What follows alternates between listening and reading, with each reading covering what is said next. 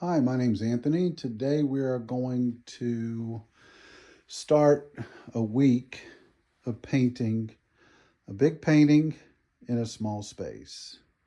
So, in order to do that, I want to show you this is what a lot of people end up with as a studio. It's the cat corner. So, I have a vertical easel. So all I did was screw some tongue and groove pieces onto the wall. See that? And then I screwed a piece of tongue and groove to the back of the painting. See that? So now I can just hook my painting on the wall. So this is to support the bottom. This is to support the top. I can actually slide it over if I want to get a little bit farther away from the wall. I can slide it that way. If I want to sit down, I could actually put more of these pieces and then just adjust the painting vertically. So let's say I don't want to paint with my hand above my shoulder. Then all I would do is take another one of these and put it here, maybe put one there, and then I can just shift the painting down.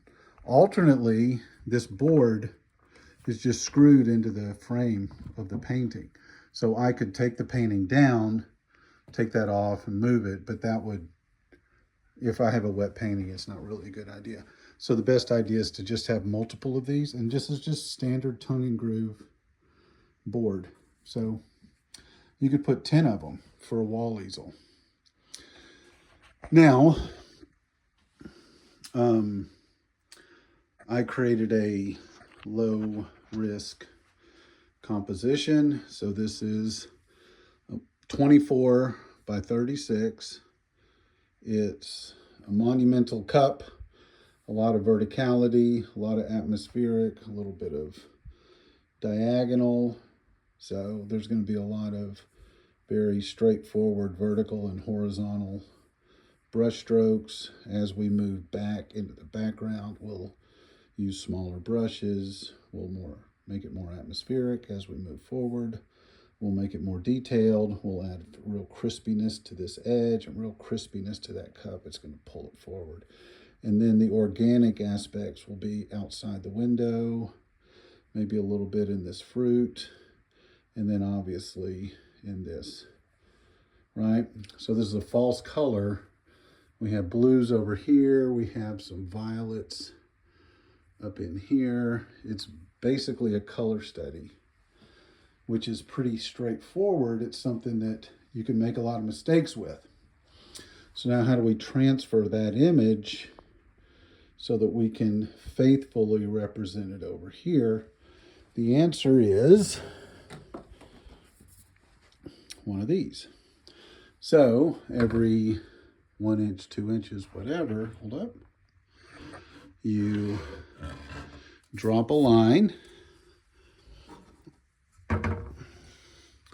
So that's what these lines are. You drop a line and then you do the same. I haven't done the horizontals yet. You do the same horizontally. Then you come over here, I use yellow, and you do the same thing. You take this and you transfer that exact same grid pattern from there to here.